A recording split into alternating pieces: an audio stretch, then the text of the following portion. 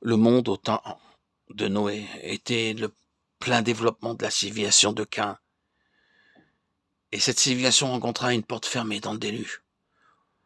Le déluge fut une porte close. Il n'y a pas d'accès par là, pas de chemin de vie à travers lui pour cette civilisation. Et là, il y a Noé et son petit groupe qui peuvent traverser proprement le déluge et en sortir de l'autre côté, en vie, en sûreté, en paix. La séparation entre les deux, entre Noé et ce monde tout entier, reposait sur le principe de la croix. L'histoire de Cain et Abel est une histoire réellement terrifiante. L'homme qui accéda à la vie et l'homme qui trouva la porte fermée et interdite pour lui, sans accès possible, et qui partit sur la terre en vagabond avec les plus horribles conséquences pour lui et pour sa civilisation.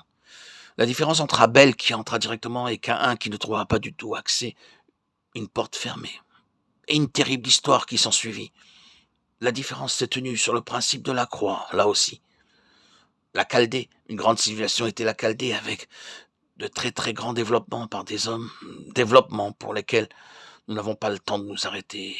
Et un seul homme, Abraham, et le seul homme va jusqu'à aujourd'hui, et il continue encore.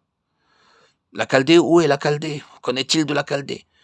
Une porte fermée. Tôt ou tard, la Chaldée se rend compte qu'il n'y a pas d'accès au passé et se désintègre, devient un nom, une histoire lointaine qui n'est pas vivante aujourd'hui. Tout le clivage entre Abraham et la civilisation chaldéenne repose sur ce principe de la croix. Encore ici. Dans la vie d'Abraham, Abraham et Lot, dites ce que vous voudrez à propos de Lot. C'est une triste histoire d'un homme qui doit être littéralement traîné hors de Sodome et Gomorrhe, qui voit tout être consumé par le feu et changé en sel.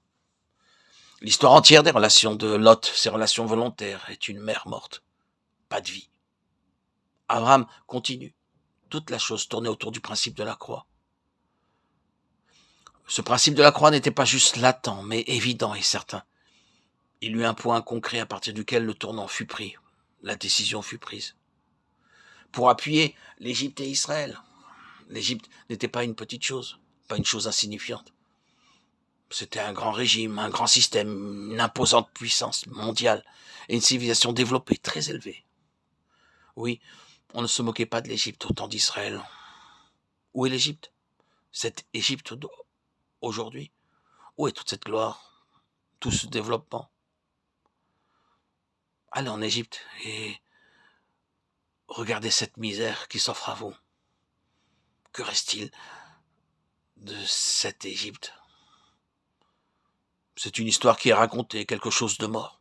Allez jusqu'au Sphinx, allez aux pyramides, ce sont des choses mortes. Des monuments de quelque chose qui fut, il y a des milliers d'années, et qui maintenant n'est plus.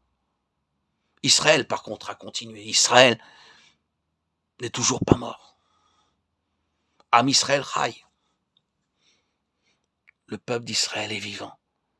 Toute la chose tournait autour de la nuit de la Pâque. Le principe de la croix. La croix gouvernait cela. Encore jusqu'à Babylone. Babylone et le reste d'Israël.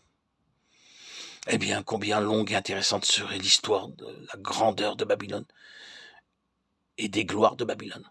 Cette grande Babylone que j'ai bâtie. Daniel, chapitre 4, verset 30. Disait son roi. Oui, elle était fabuleuse. Où est Babylone? Parmi les 7 merveilles du monde? Mais où? Qu'en est-il de ce reste? Tout tournait autour du principe de la croix. Toujours dans l'histoire, jusqu'à la puissante Rome. Quelle puissance mondiale, soumettant et assujettissant le monde à elle-même. Quelle structure, quelle histoire, quelle vision. Des chrétiens à l'opposé des chrétiens sans défense, pauvres. Où est Rome et son empire? Eh bien, vous pouvez aller dans sa ville, voir les ruines de ce puissant empire. Les historiens qui sont de l'époque actuelle rappelleront à l'esprit les ravages de cette ville et de cette civilisation, l'œuvre des Vandales. Une histoire d'il y a longtemps. Elle est morte. Où sont les chrétiens? Nous sommes ici. Nous sommes vivants. Et il y en a beaucoup plus, et tout porté sur le principe de la croix. Oui, cette puissante chose n'est pas juste un acte sur une colline verte lointaine, il y a 2000 ans. C'est quelque chose qui traverse tous les siècles comme une grande puissance, une magnifique puissance. Un magnifique principe capable de renverser les plus puissantes civilisations. Oh, combien immense est cette croix. Oui, c'est une puissance sans cesse présente, à n'importe quel moment donné de l'histoire, toujours présente, en principe. Le facteur qui sépare, peu importe où la séparation a eu lieu, a toujours été la croix.